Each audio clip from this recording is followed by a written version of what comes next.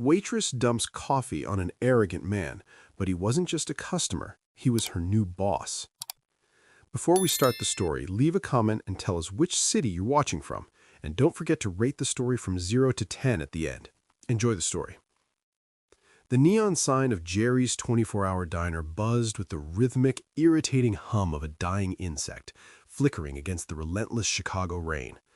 Inside, the air was thick with the smell of grease, burnt coffee, and the damp wool of commuters seeking shelter from the storm. Elena Rosales, 23 years old and currently running on 3 hours of sleep and a granola bar, wiped down the counter for the 100th time that night. Her hands were red and chapped from the harsh sanitizer, but she didn't feel the sting anymore. She didn't feel much of anything lately, except the crushing weight of the envelope sitting in her locker in the back room. Final notice. 2 words that had the power to stop her heart. Her mother's oxygen tank rental was overdue. The landlord was threatening to change the locks by Monday. And here she was, at 11 p.m. on a Tuesday, hoping for enough tips to buy a gallon of milk and maybe, just maybe, keep the lights on for another week. "Elena, table 4 needs a refill. Pick up the pace, sweetheart. We aren't paying you to daydream." The shout came from Rick, the night manager, a man whose management style consisted entirely of sweating and yelling. "Coming, Rick," Elena called back, her voice hoarse. She grabbed the heavy glass pot of fresh, steaming dark roast. The heat radiated through the handle, warming her cold fingers. She took a deep breath, plastered on her customer service smile, a fragile mask that felt like it might crack at any moment, and turned toward table 4. Table 4 was usually occupied by truckers or exhausted nurses, but tonight it was occupied by an anomaly. He looked like a glitch in the matrix of her poverty-stricken world. The man was sitting alone in the booth, but his presence filled the entire diner. He was wearing a suit that cost more than Elena would make in 5 years, charcoal gray, tailored to perfection, hugging broad shoulders that were currently tense with irritation. A trench coat made of what looked like cashmere was draped carelessly over the cracked vinyl seat. On his wrist, a platinum watch glinted under the harsh fluorescent lights, ticking away seconds that seemed to move faster for him than for anyone else. He wasn't looking at the menu. He was looking at his phone, his thumb scrolling with aggressive speed. His jaw was set in a hard line, and his dark eyes were narrowed, radiating a chill that rivaled the wind outside. Elena approached the table. Her orthopedic shoes squeaked on the linoleum. "Good evening, sir. Can I get you started with—" "Coffee," the man interrupted without looking up. His voice was deep, smooth, and utterly devoid of warmth. It was a command, not a request. "Black. And tell the kitchen if they burn the toast like they did for the gentleman over there, I'm sending it back." Elena blinked. The gentleman over there was Old Man Earl, a homeless veteran that Rick let sit in the corner for free coffee. Earl liked his toast burnt. "Actually, sir," Elena said, trying to keep her tone polite despite the sudden flare of annoyance in her chest, "Earl asks for his that way. Our kitchen is very capable." The man finally looked up. Elena felt the breath catching her throat. He was devastatingly handsome in a cruel, sharp way. High cheekbones, a strong jaw shadowed by 5 o'clock shadow, and eyes the color of a stormy sea, gray, turbulent, and cold. But it wasn't his looks that struck her. It was the look in his eyes. He looked at her not as a person, but as an inefficiency, a minor obstruction in his day. "I didn't ask for a biography of the clientele. I asked for coffee. Is that complicated? Do I need a diagram?" Elena gripped the handle of the coffee pot tighter. Her knuckles turned white. She was used to rude customers. She was used to drunks, to creeps, to people who didn't tip. But this was different. This was a calculated arrogance. This was a man who believed his time was worth more than her existence. "No diagram necessary," Elena said, her smile straining. "I'll pour your coffee." She reached over to pour, and as she did, the diner door opened, letting in a gust of wind. The draft caught the edge of her apron, and for a split second her hand wavered. A single tiny brown droplet splashed on the pristine white tablecloth, about 3 inches from his cuff. It didn't touch him. It didn't touch his phone. It barely touched the table. But the man reacted as if she had thrown acid in his face. "God!" he recoiled, pulling his arm back as if the droplet were contagious. He looked at the tiny stain, then up at her with pure disgust. Are you incompetent or just blind? Look at what you almost did. This is Italian silk." It didn't touch you, sir," Elena stammered, grabbing a napkin to dab the table. "I'm so sorry. The door—" "Excuses," he scoffed, waving her hand away as if she were a fly. "Typical. You people are all the same. Zero accountability. You float through life doing the bare minimum, expecting a handout, and when you mess up a simple task like pouring a liquid, you blame the wind." "You people." The words echoed in Elena's head. She thought of her mother gasping for air in their freezing apartment. She thought of the double shifts. She thought of the art degree she had abandoned to pay bills. She thought of the sheer, exhausting effort it took just to survive. "I am not looking for a handout," Elena said, her voice trembling, not with fear, but with a sudden rising heat. "I am working a graveyard shift to support my family. It was an accident." The man laughed. It was a cold, cruel sound. He picked up his phone again, dismissing her entirely. "Support your family," he muttered, loud enough for her to hear. "If this is the best you can do, I pity them. Maybe if you had aimed higher than waitress at a roadside dump, you wouldn't be shaking over a $1 cup of coffee. Go get someone else, someone who has steady hands. You're dismissed." Dismissed. Like a servant. Like a dog. Something inside Elena snapped. It wasn't a loud snap. It was the quiet, terrifying sound of a cable finally breaking under too much tension. She looked at the man. She looked at his expensive suit. She looked at his cruel mouth. She looked at the steaming pot of fresh, hot coffee in her hand. The fear of the eviction notice vanished. The fear of Rick yelling vanished. All that was left was the white-hot need to erase that look of superiority from his face. "I said go," the man said, not looking up. "I don't repeat myself." "You wanted coffee," Elena whispered, her voice strangely calm. "Yes, coffee. Here, have it all." She didn't pour it. She didn't slip. With a deliberate, fluid motion, Elena Rosales tipped the entire glass pot forward.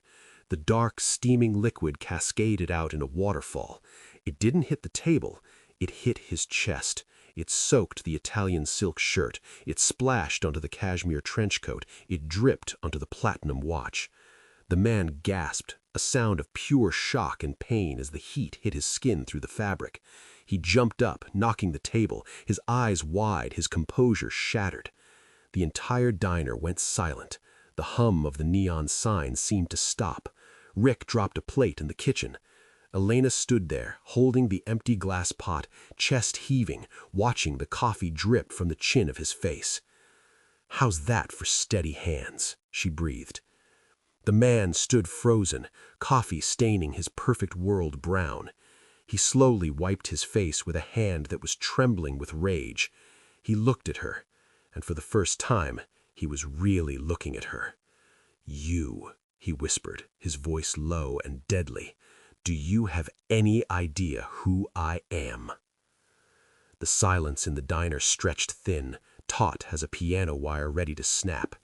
The only sound was the rhythmic drip, drip, drip of dark roast coffee falling from the hem of the stranger's ruined cashmere coat onto the linoleum floor. Elena stood paralyzed, her chest heaving, the empty glass pot still clutched in her hand like a weapon.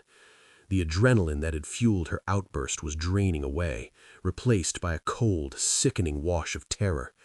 She looked at the brown stain spreading across the man's chest, a stain that looked disturbingly like a gunshot wound in the harsh light.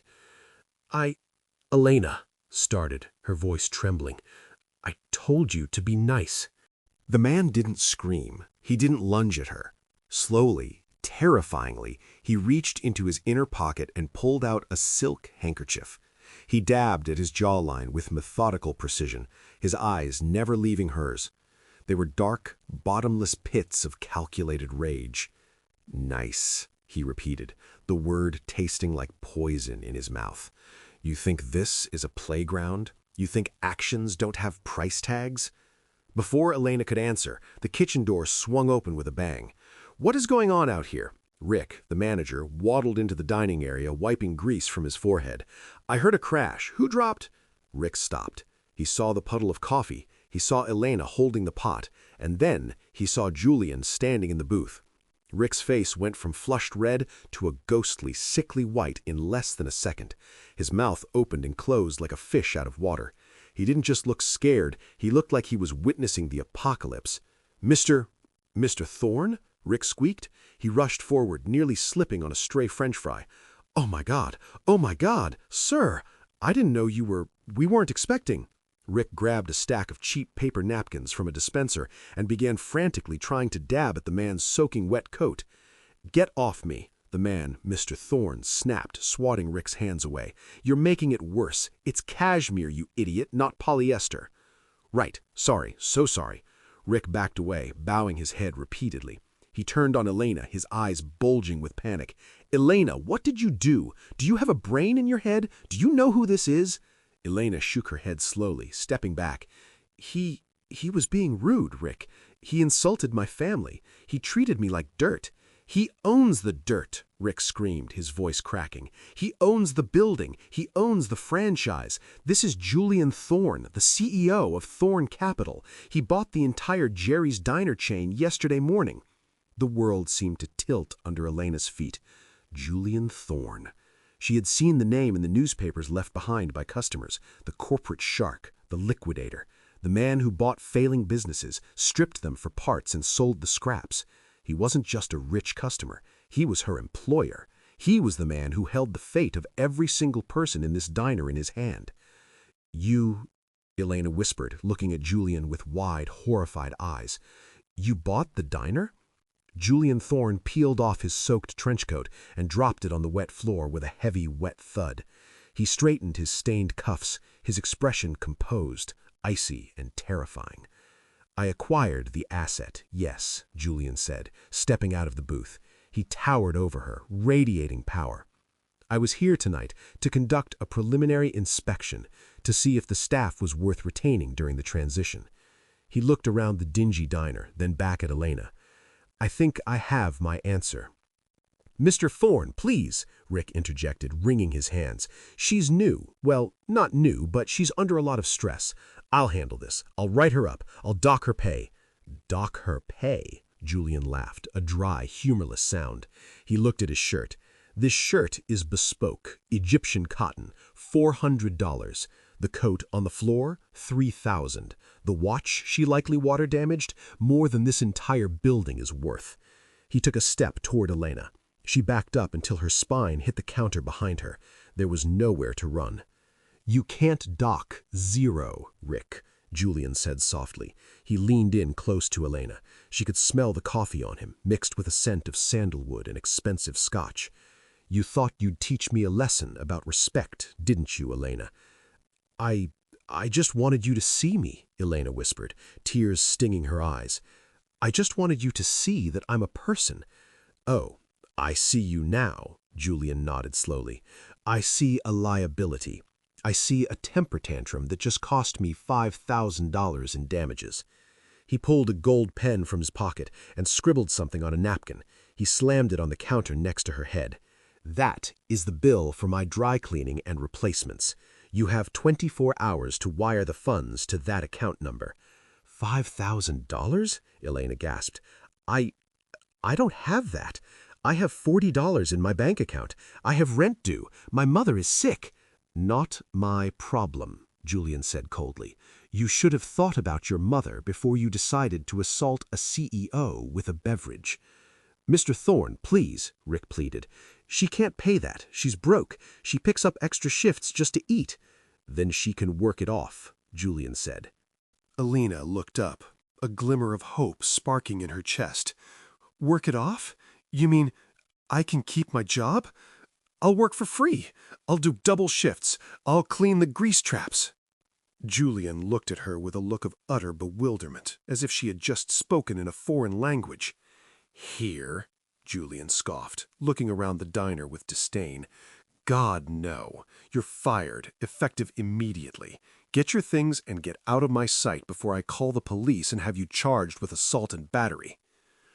"But You said work it off, Elena stammered, panic rising again. I said she can work it off. I didn't say here. Julian checked his watch, wiping a stray drop of coffee from the crystal face. If you can't pay the $5,000 by tomorrow, my lawyers will file a civil suit. We will garnish your wages from whatever miserable job you find next. We will take your car. We will take whatever assets you have until I am made whole. He turned to Rick. And you, close this place down, tonight. Everyone is fired. I'm gutting this location and turning it into a parking lot. Clearly, the talent pool here is contaminated. What? Rick cried. But my pension! Blame her. Julian pointed a finger at Elena without looking at her. She just proved that this staff lacks the discipline required for a Thorne establishment. Julian Thorne turned on his heel and walked toward the exit, his wet shoes squelching on the floor. At the door, he paused and looked back. Happy anniversary, Elena. He read the Employee of the Month plaque on the wall with a sneer. Enjoy the unemployment line. The door slammed shut. Elena slid down the counter until she hit the floor, burying her face in her hands. She had stood up for herself. She had won the moment. And in doing so, she had just lost everything. The bus ride home was a blur of neon lights and rain streaking against the dirty glass. Elena sat in the back, her uniform smelling of stale coffee, a scent that now triggered a gag reflex. She clutched her purse, checking her bank app for the 50th time. $42.18. That was it. That was her entire net worth. When she unlocked the door to apartment 4B, the sound hit her before the cold did.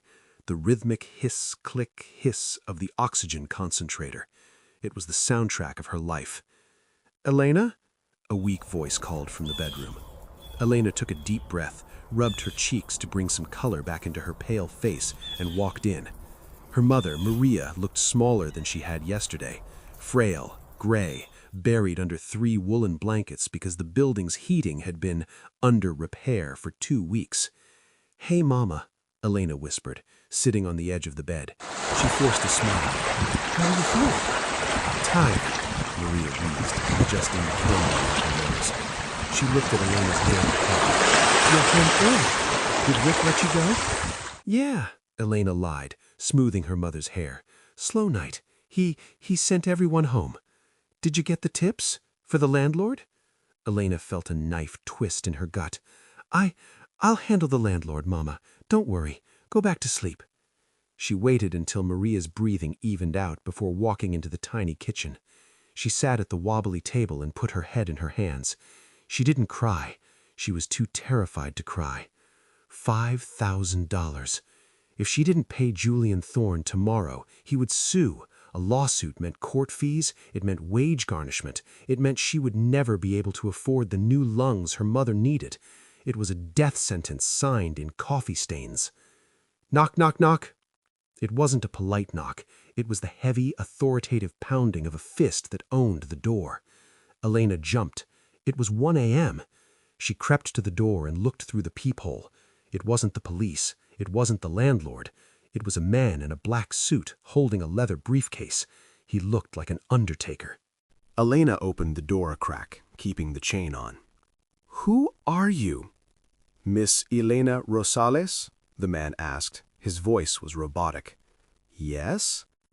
"I am a courier for Thorne Capital Legal Department. I have a summons for immediate negotiation regarding the incident at Jerry's Diner." "Negotiation?" Elena frowned. "He said I had 24 hours. "Mr. Thorne is an impatient man." The courier slid a thick, cream-colored envelope through the crack in the door. "He requests your presence at his office at 8 a.m. sharp. Failure to appear will result in the immediate filing of criminal damage charges and a restraining order. Do not be late."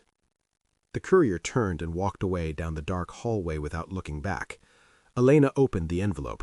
Inside was a single key card with a magnetic strip and a typed letter on heavy stationery. Thorne Capital. To Elena Rosales. Debt settlement. Location, the Penthouse, Thorne Tower, Chicago. Time, 080 hours. Attire, presentable. Elena stared at the word presentable. She looked at her closet full of thrift store jeans and her one good dress she wore to church. She didn't sleep that night. She spent 6 hours ironing her black dress, polishing her scuffed flats with a Sharpie marker, and praying. The next morning, the rain had stopped, leaving Chicago looking scrubbed clean and gray. Thorne Tower pierced the skyline like a shard of black obsidian. It was 50 stories of intimidation. Elena stood in the lobby clutching her purse. She felt small. The floor was marble, the walls were glass, and the people walking past her smelled like money. She approached the security desk. "I'm here to see Mr. Thorne." The guard looked her up and down, his lip curling slightly. "Do you have clearance?" Elena held up the keycard from the envelope. The guard's attitude vanished instantly. He typed something into his console, looking surprised. "Penthouse level. Private elevator is to your right. He's expecting you." Elena walked to the elevator. It didn't have buttons. She swiped the card and the door slid shut, sealing her in a silent, upward-moving coffin. Her ears popped as she ascended past the clouds. Ding! The doors opened directly into an office that was bigger than her entire apartment building. It was stark, cold, and modern. Black leather furniture, chrome accents, and floor-to-ceiling windows overlooking the lake. It was beautiful, but it felt lifeless, like the inside of a freezer. Julian Thorne was standing by the window, his back to her. He was wearing a fresh suit, navy blue this time, sharp as a razor. "You're 3 minutes early. I hate early. It smells of desperation." "I thought it showed punctuality," Elena said, her voice echoing in the vast room. She stood her ground, though her legs felt like jelly. Julian turned. His face was unreadable. The anger from the diner was gone, replaced by a chilling corporate indifference. He walked to his massive glass desk and sat down, gesturing to a single uncomfortable-looking chair opposite him. "Sit." Elena sat. She placed her purse on her lap, hiding her shaking hands. "I assume you don't have my $5,000, Julian stated flatly. "I don't, but I can pay you in installments. $50 a week. It will take time, but—" "It would take 2 years, Julian cut her off. He picked up a file on his desk. "I ran a background check on you, Elena.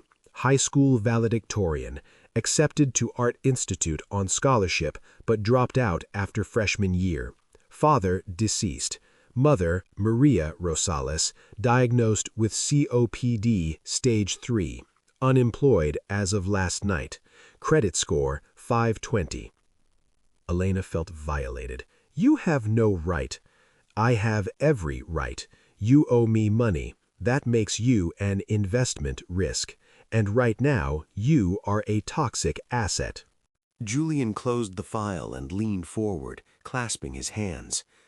"However," he said, his eyes locking onto hers, "I have a problem, and you, surprisingly, might be the solution." "Me?"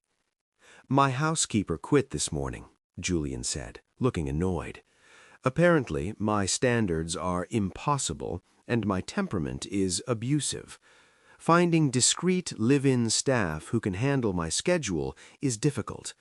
Agencies send me spies or incompetents." He slid a contract across the desk. It was thick. "I am offering you a job, Elena." Elena blinked, confused. "You want me to be your waitress?" "No. I want you to be my live-in housekeeper and personal assistant. You will cook, clean, manage my dry cleaning, which you seem to have a talent for ruining, and run errands. You will live here, in the staff quarters. You will be on call 24/7. Elena looked at the contract. "And the 5,000? "The debt will be worked off," Julian explained. "I will deduct it from your salary. But here is the incentive." He pulled out a second piece of paper. It was a check, made out to Chicago Memorial Hospital. "If you sign this contract for a minimum of 6 months, I will cover your mother's medical bills, full oxygen supply, medication, and I will put her on the waiting list for a specialist I know." Elena stopped breathing. The offer was a lifeline thrown to a drowning woman, but she saw the hook. "What's the catch?" she whispered. The catch, Julian stood up and walked around the desk, leaning against the edge so he was looking down at her, is that you belong to the company, to me, for those 6 months. No days off, no dating, no quitting. If you leave early, the medical funding stops, the debt is reinstated with interest, and I sue you for breach of contract. He crossed his arms. You have spirit, Elena. I saw that in the diner. Most people cower when I yell. You threw coffee. I need someone who can handle the heat. But make no mistake, this isn't charity. It's indentured servitude with a dental plan. He held out a pen. It was the same gold pen he used yesterday. So, Elena Rosales, do you want to save your mother, or do you want to keep your pride? Elena looked at the pen. She looked at the check that could save her mother's life. She looked at Julian Thorne, the devil in a navy suit, who was offering to buy her soul for 6 months. She thought of the cold apartment, the sound of the oxygen machine. She stood up. She took the pen.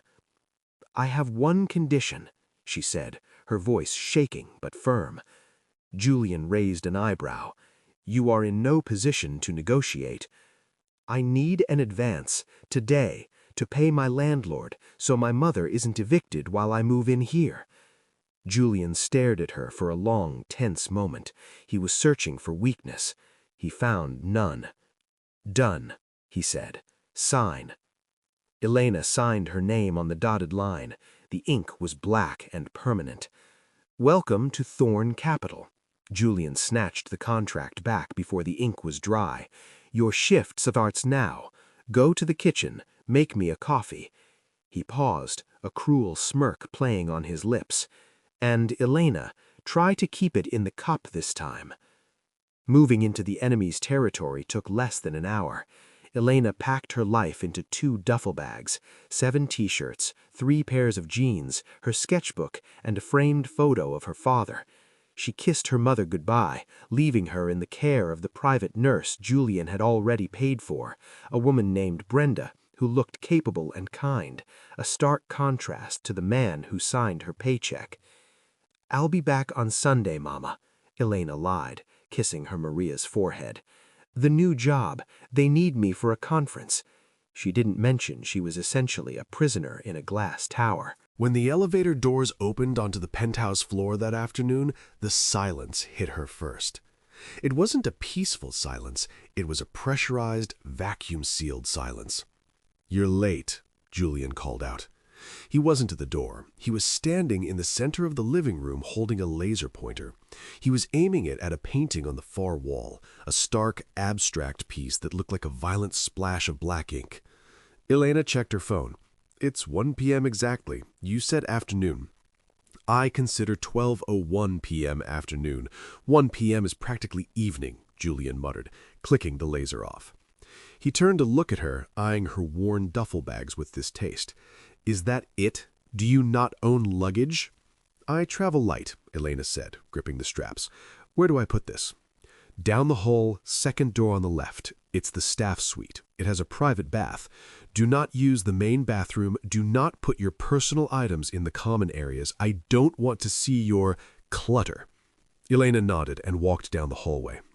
The floor was white marble, cold enough to penetrate the soles of her sneakers. She reached the staff suite. She expected a closet. Instead, she opened the door to a room that was nicer than any apartment she had ever rented. Queen bed, Egyptian cotton sheets, a view of the city skyline. But it was sterile. Gray walls, gray carpet, no art, no color. It felt like a hotel room designed for a robot. She dropped her bags on the bed. She didn't unpack. Unpacking would mean accepting this was home. She walked back out to the living room. Julian was waiting for her, standing next to the kitchen island. On the counter sat a thick black leather binder. It looked like a manual for flying a jet. This, Julian tapped the binder with a manicured finger, is the house protocol. You will memorize it by tomorrow morning. Protocol? Elena walked over and opened the binder. The first page was a table of contents that ran for 3 pages. Section 1, surface maintenance, hourly. Section 2, the coffee ritual. Section 3, noise decibel limitations. Section 4, Wardrobe Organization, Color Coding. Elena flipped to a random page. Rule 42. All coasters must be aligned parallel to the table edge, no diagonal placement. Rule 89. The blinds must be adjusted to a 45-degree angle at 10 a.m. to prevent UV damage to the flooring. They must be closed fully at 6 p.m. You're joking, Elena looked up at him. You have a rule for coaster alignment? Julian's face didn't twitch. Chaos starts in the small things, Elena. You let a coaster slide, next you let the dust accumulate, and before you know it, your life is a disorganized wreck. I require order, absolute order. This isn't order, Elena muttered, reading Rule 104, no citrus scents in the cleaning products. This is insanity.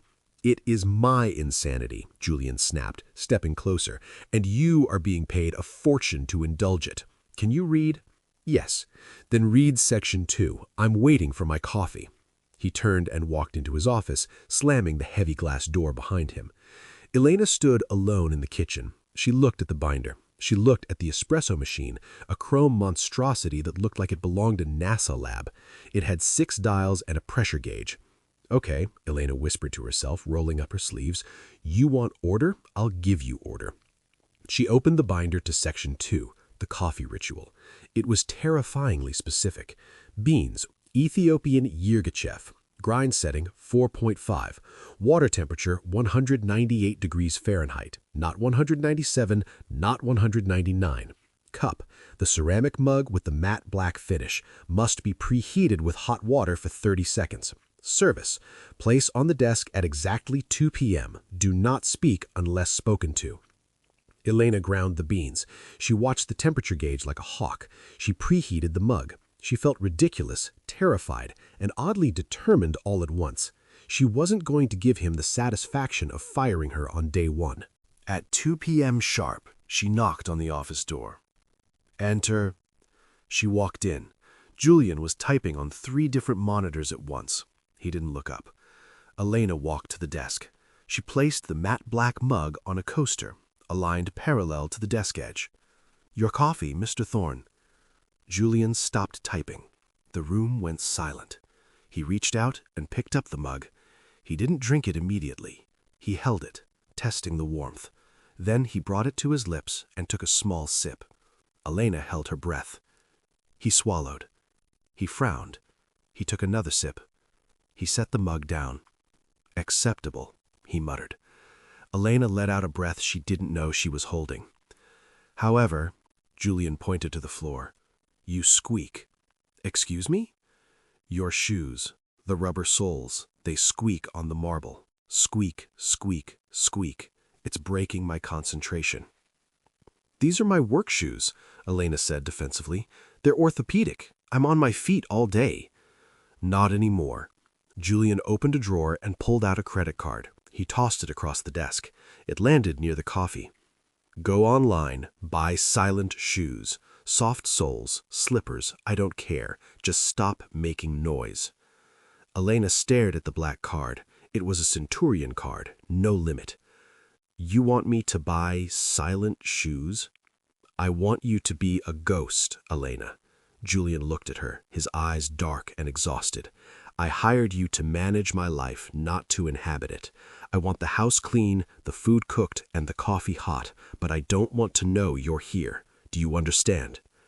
It was a punch in the gut. He didn't want a companion. He didn't even want a servant. He wanted a machine. I understand, Elena said quietly. She picked up the card. I'll be a ghost. She turned to leave. Elena, Julian called out just as she reached the door. She stopped. Yes? The painting in the hallway. It's crooked. Fix it. It's off by 2 millimeters. Elena looked at the painting. It looked perfectly straight. Yes, sir, she said. She walked out, closing the door softly. As soon as the latch clicked, she leaned against the wall. She looked at the vast, empty apartment. It was impeccable. It was rich. And it was the saddest place she had ever been. She walked to the painting. She stared at it. She tilted it 1 millimeter to the left. From inside the office, she heard a faint sigh of relief. Elena realized then that the arrogant billionaire wasn't just mean. He was haunted. and for the next 6 months, she was going to be living inside his ghost story. 3 weeks. That was how long Elena had managed to be a ghost. For 21 days, she had followed the black binder with religious fervor. She aligned the coasters, she steamed the suits, she calibrated the coffee water to exactly 198 degrees. The penthouse remained a pristine, gray mausoleum, and Julian Thorne remained its silent, brooding statue.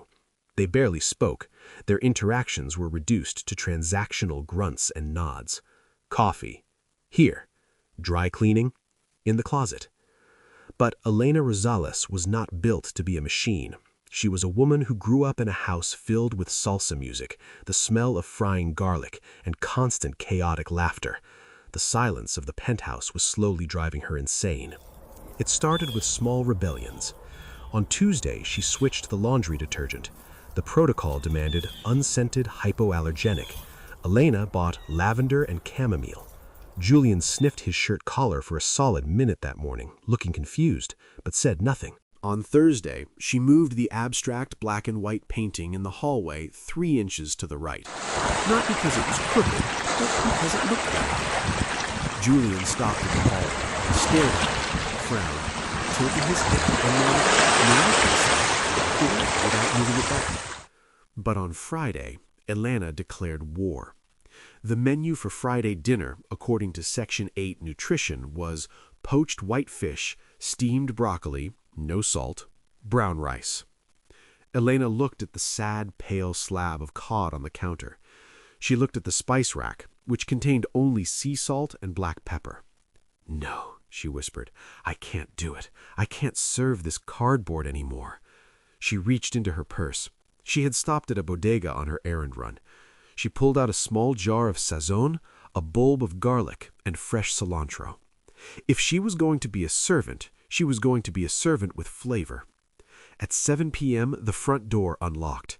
Julian walked in, looking more exhausted than usual. He was shedding his suit jacket as he walked, dropping it on the back of the sofa, a violation of Rule 12, no outerwear on furniture, Elena noted with a smirk.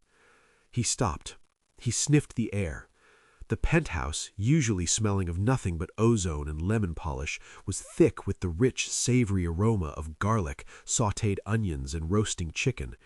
It was a warm, golden smell that wrapped around you like a hug. "Elena," Julian barked, marching toward the kitchen.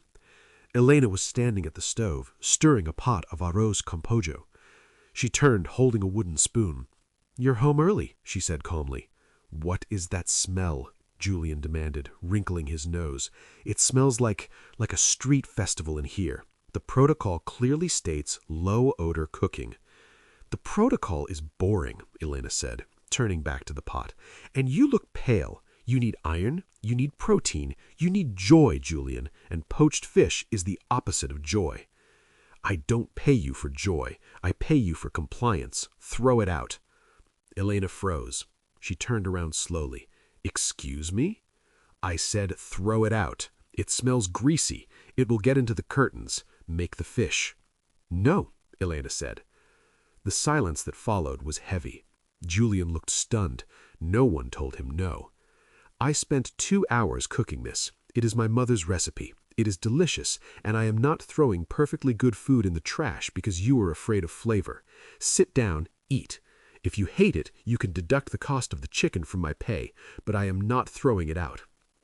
She grabbed a plate and ladled a generous portion of the steaming yellow rice and chicken onto it. She slammed it onto the kitchen island in front of him. "Eat," she commanded. Julian stared at the plate. He stared at her. He looked like he was debating firing him on the spot. But his stomach betrayed him. It let out a loud, undeniable growl. He sat down slowly on the bar stool. He picked up the fork. He looked at the food with suspicion, as if it might explode. He took a bite. Elena watched him. She saw his eyes widen slightly. She saw his shoulders drop about an inch. He chewed. He swallowed. He didn't say anything. He just took another bite. And another.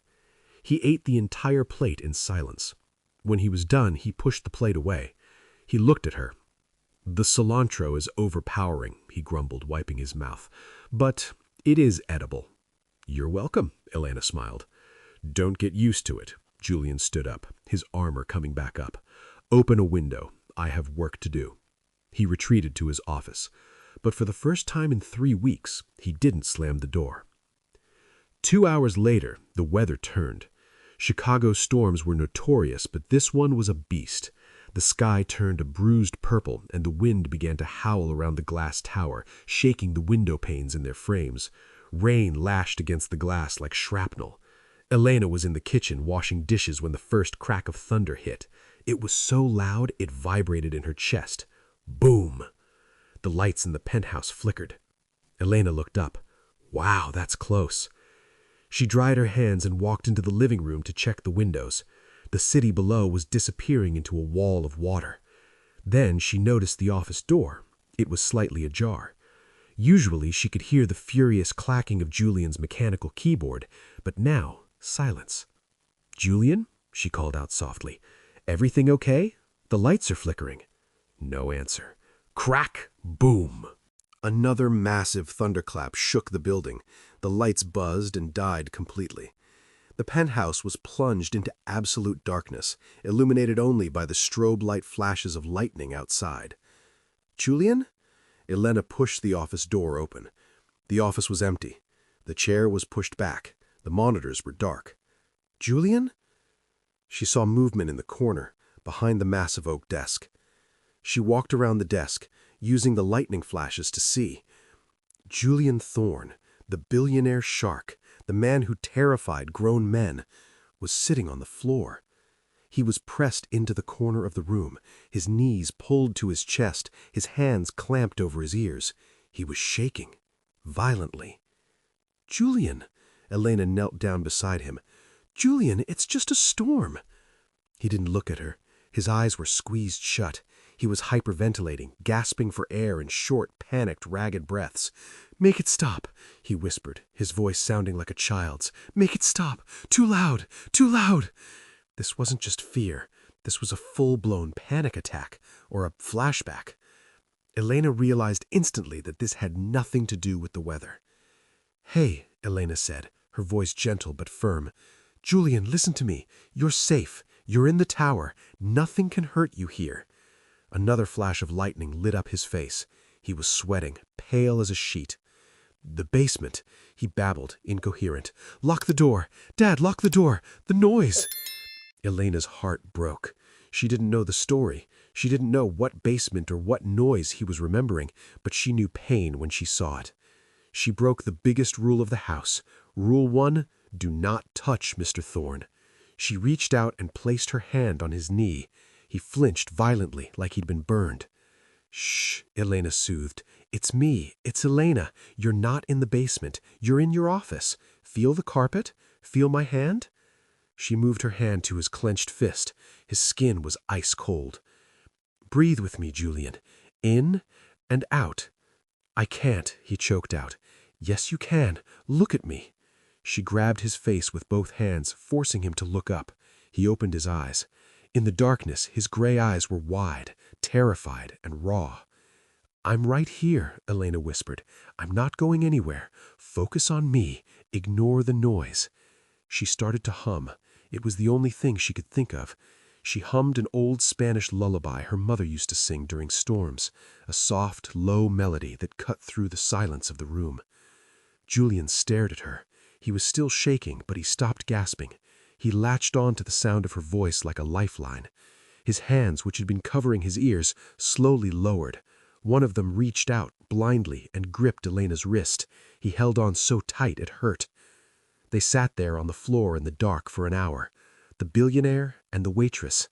The storm raged outside, battering the glass, trying to get in. But inside the circle of her humming, the terror began to recede. Eventually, the rain slowed. The thunder rumbled away into the distance. The emergency lights kicked on in the hallway, casting a dim amber glow into the room. Julian took a deep, shuddering breath. He seemed to come back to himself. He looked at Elena's hands holding his face. He looked at his own hand gripping Elena's wrist. He pulled away sharply, scrambling to stand up. He straightened his suit, wiping the sweat from his forehead, trying desperately to rebuild his walls. The The generator should have kicked in, he croaked, his voice raspy. I need to call maintenance. He wouldn't look at her.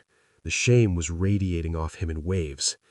Elena stood up slowly. Her legs were cramped. Julian, she said softly. Go to your room, Julian said, his back to her. He sounded angry again, angry at himself. Forget this happened. If you tell anyone— I won't, Elena interrupted. I'm your vault, remember? She walked to the door. She stopped and looked back at his silhouette against the window. The arroz con pollo is good cold, by the way, if you get hungry later. She walked out. Julian stood alone in the amber light. He looked at his trembling hands. He could still feel the warmth of her palms on his cheeks. For the first time in years, the silence of the penthouse didn't feel like order. It felt lonely. The morning sun hit the penthouse windows with an aggressive brightness, mocking the shadows of the night before.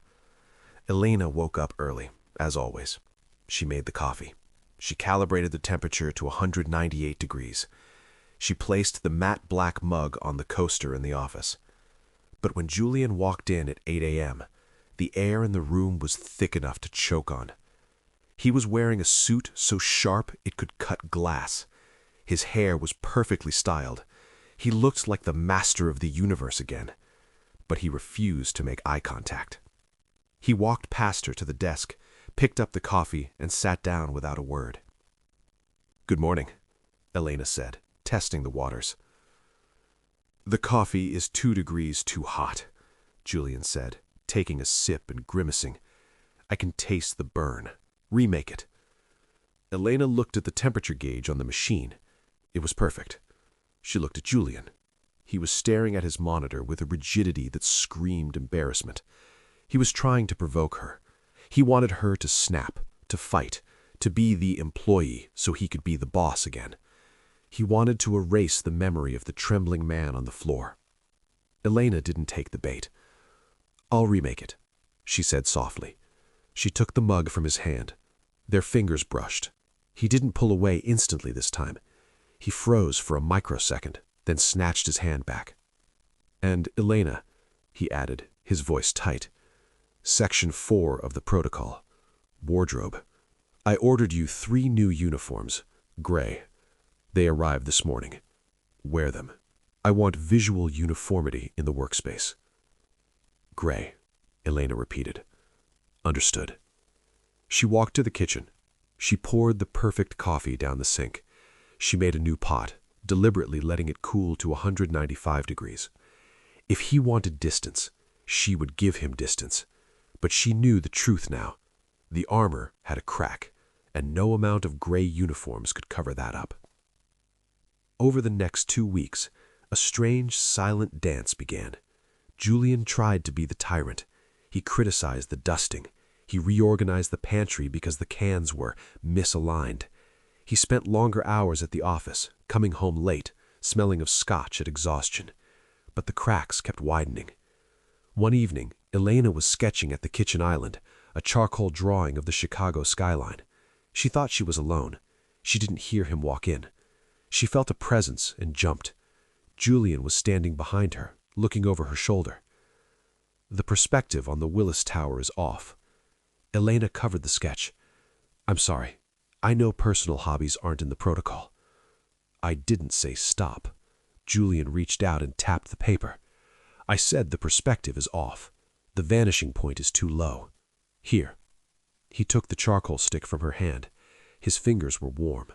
He leaned over the counter, sketching a few rapid, confident lines on her drawing. See? He stepped back, wiping the charcoal dust from his thumb. Architecture is math, Elena. Art is just math with emotion. You have the emotion. You lack the math. He walked to the fridge, grabbed a water, and left the room. Elena looked at the drawing. He had fixed it perfectly. 2 days later, she found a brand new set of professional drafting pencils sitting on her bed. No note, no card, just the best tools money could buy. That night, she made ropa vieja, shredded beef and tomato sauce. She didn't ask him if he wanted it. She just set a plate next to his laptop. He ate it while reading emails. When he finished, he carried his own plate to the sink. It was a microscopic gesture, but in the world of Julian Thorne, washing your own dish was a declaration of peace. Then came the Tuesday that shattered the peace. It was 11 a.m. Elena was vacuuming the living room, using the silent setting as per protocol. The phone in her pocket buzzed. It wasn't a text, it was a call. Brenda, nurse. Elena turned off the vacuum. Her stomach dropped. Brenda never called during the day unless it was an emergency. "Hello?" Elena answered, her hand gripping the handle of the vacuum. "Elena?" Brenda's voice was tight, professional, but urgent. "You need to get to Chicago Memorial now." "What? What happened? Is it Mom?" "Her oxygen saturation dropped to 60% this morning. We intubated her an hour ago. The doctors are saying her lungs are failing faster than we anticipated. She needs to be moved to the ICU, but there's a complication with the insurance authorization for the ventilator." "The insurance?" Elena cried. "But Julian, Mr. Thorne pays for it. He said it was covered."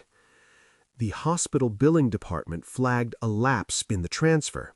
They're threatening to downgrade her care if we don't get a signature and a deposit in the next hour. Elena, she's unconscious. You need to be here." "I'm coming." Elena hung up. She didn't think. She didn't check the protocol. She didn't change out of her gray uniform. She ran to the elevator. She jabbed the button. Access denied. The light flashed red. "No, no." Elena swiped her card again. Access denied. She realized with horror that Julian had locked the elevator. It was part of the security system. When he was in a high-level meeting via video conference in his office, the penthouse went into lockdown to prevent interruptions. She ran to the office door. It was locked. She pounded on the glass. "Julian! Julian, open the door!" Inside, Julian was wearing a headset, staring at a wall of screens. He was in the middle of closing a merger with a Tokyo firm. Billions of dollars were moving across the fiber-optic cables. He saw her pounding on the glass. He frowned, irritated. He held up a hand. "Stop! Go away!" "Julian!" Elena screamed, not caring about the soundproofing. "It's my mom! Open the goddamn door!" She kicked the glass. Julian froze. He saw her face. It wasn't the face of an annoying employee. It was the face of sheer, unadulterated terror. He muted his microphone. He stood up and walked to the door, unlocking it. "Elena, are you insane? I am live with the Tokyo board. If you interrupt this—" "My mom is dying," Elena sobbed, grabbing the lapels of his suit. "The elevator is locked. I need to leave, now." "What? The hospital? They're stopping her treatment. The money didn't go through. I have to go there. Please, Julian, let me out." "The money?" Julian's eyes widened.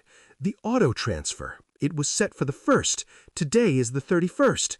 I don't care about the date. I care about my mother. Unlock the elevator."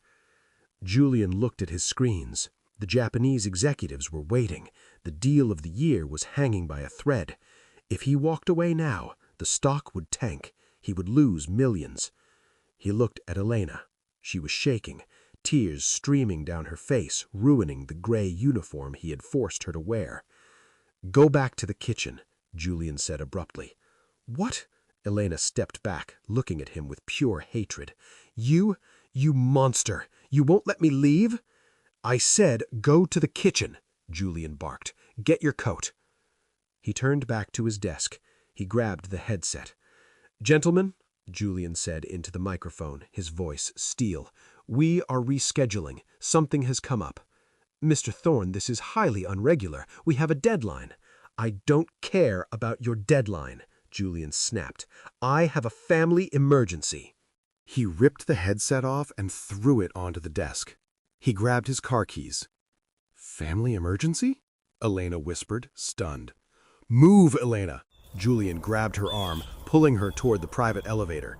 He swiped his master override card. The doors slid open. "We're not taking a taxi. I'm driving." You canceled the meeting?" Architecture is math, Julian said as the elevator plummeted toward the garage, his jaw set hard. Business is math, but you said it yourself, you can't have art without emotion. He looked at her, his gray eyes blazing. Nobody dies on my payroll, Elena. Not today. The drive to Chicago Memorial was a blur of speed and precision. Julian drove his Aston Martin like he ran his company, aggressive, calculated, and terrifyingly efficient. He wove through the midday traffic on Lakeshore Drive, ignoring speed limits, his jaw set in a line of granite. Elena gripped the door handle, her knuckles white. She wasn't scared of the speed, she was terrified of what waited at the end of the road. "Don't panic," Julian said, his eyes scanning the mirrors. It was the first time he had spoken since the garage. "Panic wastes oxygen. Your mother needs you lucid." "They said her lungs were failing," Elena whispered, staring at the gray blur of the lake. "If the ventilator isn't authorized—" "It will be," Julian shifted gears, the engine roaring. "I'm authorizing it, personally." He pulled up to the emergency room entrance, mounting the curb right in front of the "ambulances only" sign. A security guard stepped forward, hand raised to stop them. Julian didn't even roll down the window. He just flashed his Centurion card against the glass and pointed to the door. The guard, confused by the sheer audacity of the car and the suit, stepped back. Julian was out of the car before the engine died. He walked around and opened Elena's door. "Go," he ordered. "I'll handle the car. Meet me at the ICU desk. Do not sign anything until I get there." Elena ran. The hospital smelled of antiseptic and fear. She sprinted to the elevators, her gray uniform blending in with the scrubs of the staff. When she reached the ICU floor, she found Brenda, the private nurse, arguing with a man in a cheap suit holding a clipboard. "You can't transfer her yet," Brenda was shouting, her face red. "She's unstable." "Policy is policy, ma'am," the administrator sighed, looking bored.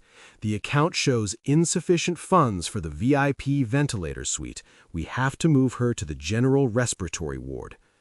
"General ward?" Elena gasped, rushing forward. "She's dying. You can't move her." The administrator looked at Elena. He saw the gray uniform. He saw the desperate, tear-streaked face. He saw someone with zero power. "Are you the daughter?" He checked his clipboard.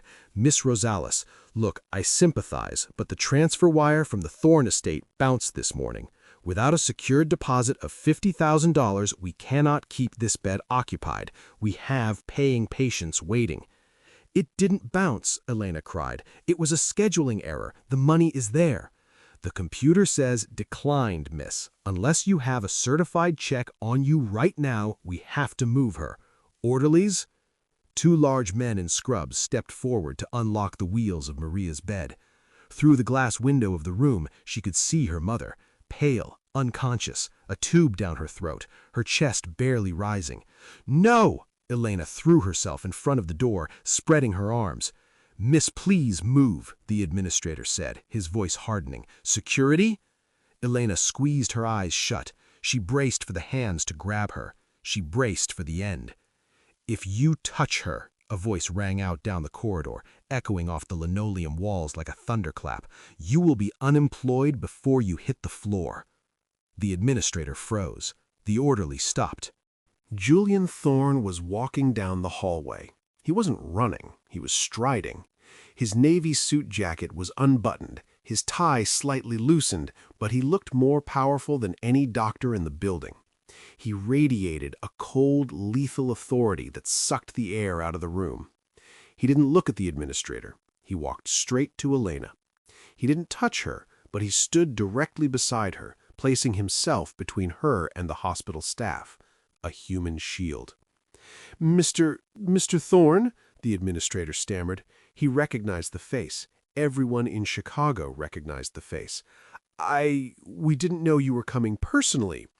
Clearly, Julian turned his gaze on the man.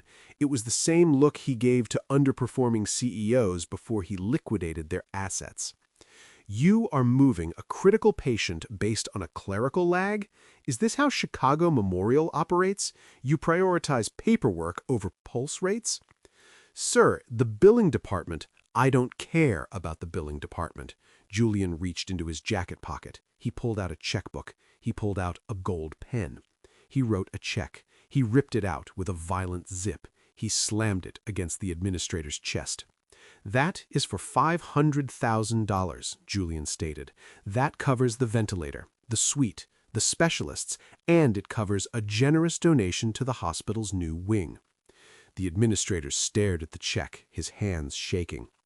"However," Julian stepped closer, invading the man's personal space, "my mother-in-law stays in this room, and she receives the highest level of care available.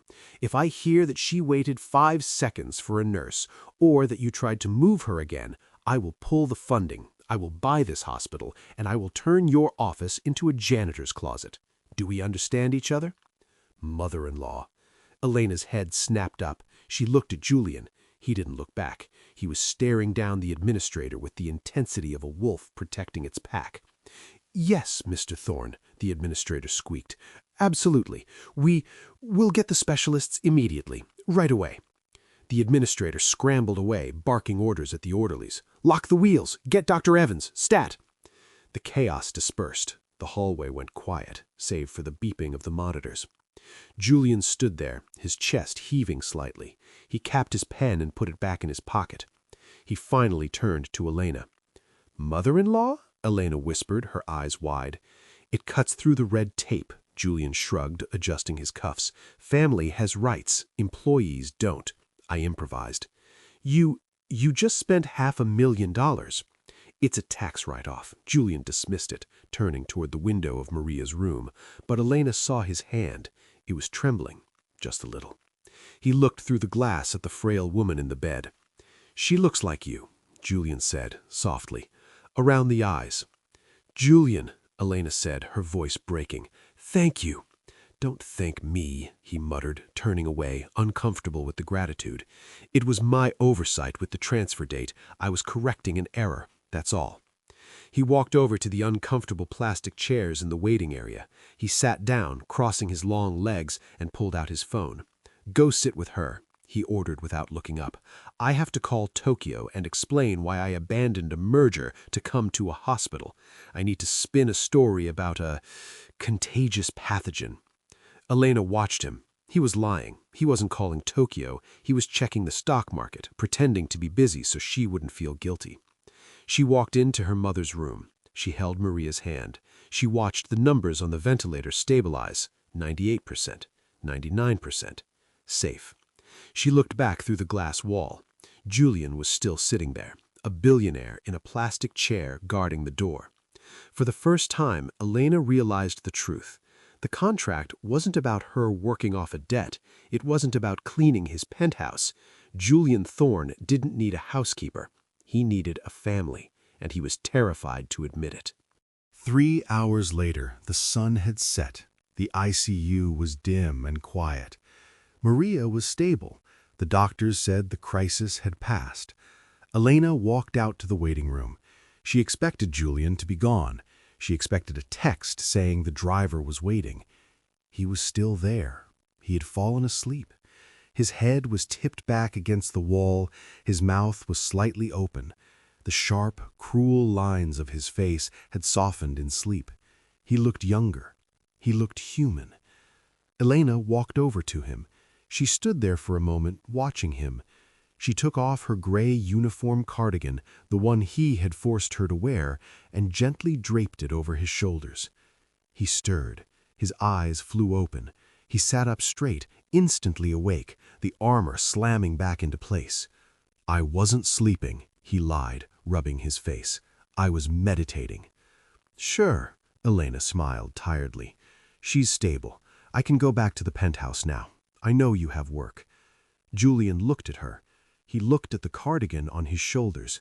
He didn't take it off. "You're tired," Julian said. "You look terrible. No offense. None taken. It's been a long day." "I'm hungry." Julian stood up. "And I refuse to eat hospital cafeteria food. It violates the protocol." "There is no protocol for hospitals, Julian." "There is now." He walked toward the elevator. "Protocol Amendment 405. When the crisis is averted, we eat cheeseburgers. Greasy ones. He stopped and looked back at her. "Coming, Elena, or do I have to carry you?" Elena looked at the man who lied to the world to save her mother. "I'm coming," she said. As they walked to the elevator, Julian didn't walk 5 steps ahead of her like he usually did. He walked right beside her. Their shoulders brushed, and this time, neither of them pulled away. But happy endings aren't that simple for damaged men. The intimacy at the hospital didn't heal Julian, it terrified him. For the next 48 hours, he ghosted her. He retreated into his office, locked the door, and tried to drown his fear of vulnerability in aged scotch. The hangover was a physical weight pressing down on Julian's skull like a vice, but the emotional weight was heavier. He opened his eyes. The room was bright, too bright. He groaned, shielding his face with his arm. He expected to be alone. He expected the silence of a house vacated by the last person who gave a damn. "Drink this," a soft voice commanded. Julian lowered his arm. Elena was sitting on the edge of the bed. She looked exhausted, dark circles under her eyes, hair messy, but she was smiling, a small, sad, patient smile. She held out a glass of water and 2 aspirin. Julian sat up slowly, the room spinning. He took the pills and the water, his hands shaking slightly. He drank. "I told you to leave," he rasped, his voice sounding like gravel. "I know." Elena took the empty glass. "You were very dramatic about it, lots of shouting, something about saving me from your darkness." "I meant it, Elena." Julian looked at his hands. "Last night, that was the truth. I am a mess. I am broken. I almost drank myself into a coma because I was terrified of holding your hand. You deserve better." "Stop," Elena said. She reached into her pocket and pulled out a piece of paper. It was the contract, the one she had signed 6 months ago, the one that bound her to him as a servant. "This is what stands between us," Elena said. "This piece of paper says I'm your employee. It says you own my time. It says I'm here because I have a debt." Julian nodded miserably. "I'll call the lawyers. I'll have it voided." "No need," Elena said. She ripped the contract in half. Rip? Julian flinched. She ripped it again and again, until the legal document that defined their relationship was nothing but confetti on the duvet. "There," Elena brushed her hands off. "The paper is gone. If you still want your $5,000, you'll have to sue me. But right now, the job is over. I am unemployed, and I am free to go." Julian felt a cold pit open in his stomach. "Okay, I understand. I'll have Godfrey bring the car around." "You're not listening, Julian." Elena leaned forward. She placed her hands on his shoulders, forcing him to look at her. "I am free to go, but I am choosing to stay." Julian blinked, his brain struggling to process the words. "Why?" "Because you're not a machine," Elena whispered. "You're the man who bought a hospital wing for a stranger. You're the man who fixed my drawing. You're the man who held my hand during a storm. You think you're toxic, but you're just hurt. And I'm pretty good at fixing hurt things." "I don't know how to do this," Julian confessed, his voice cracking. "I don't know how to be a partner. I only know how to be a boss." "Then retire," Elena smiled, tears filling her eyes. "Stop being the boss. Just be Julian. Be the guy who eats greasy cheeseburgers on the floor. I like that guy." She leaned in. "And just so we're clear," she added, her face inches from his, "if you ever let anyone, board members, clients, or even yourself, talk down to me like I'm invisible again, I will dump an entire pot of boiling soup on them, not just coffee." Julian laughed. It was a wet, choked sound, but it was real. "Deal," he whispered. He closed the distance. The kiss wasn't tentative this time. It wasn't interrupted by elevators or ex-girlfriends. It was desperate, passionate, and full of relief. It tasted of aspirin and morning breath and absolute surrender. Julian wrapped his arms around her, pulling her onto the bed, burying his face in her neck as if she were oxygen and he had been holding his breath for 30 years. I love you, he murmured against her skin. God, Elena, I love you. I know. I love you too, you arrogant jerk. 1 year later, the neon sign of Jerry's Diner buzzed, but it didn't look like a dying insect anymore. It looked retro-chic. The building had been renovated. The grease smell was gone, replaced by the aroma of artisanal roasted beans and fresh pastries. Inside, the place was packed. Elena Rosales stood behind the counter, but she wasn't wearing a uniform. She was wearing a silk blouse and a blazer. She was sketching in a notebook, plans for the new art gallery opening next door.